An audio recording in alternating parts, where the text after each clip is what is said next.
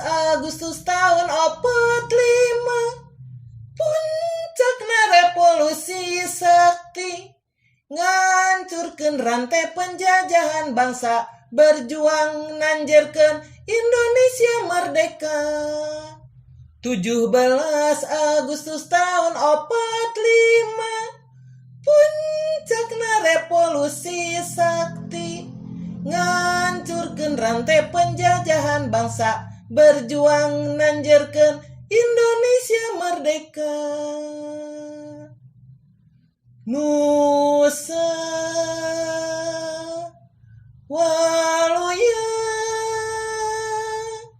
rahayu, bangsa basa walagri, wibawa negeri. 17 Agustus tahun 45, puncakna revolusi sakti, ngancurkeun rantai penjajahan bangsa, berjuang nanjerkeun Indonesia merdeka.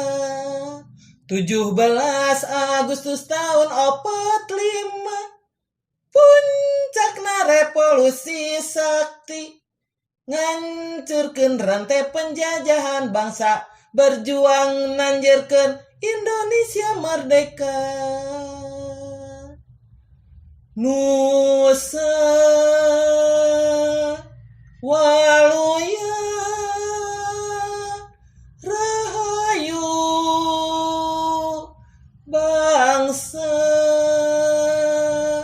bahasa walagri,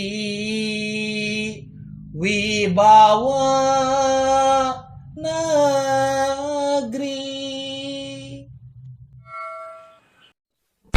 Sahabat antara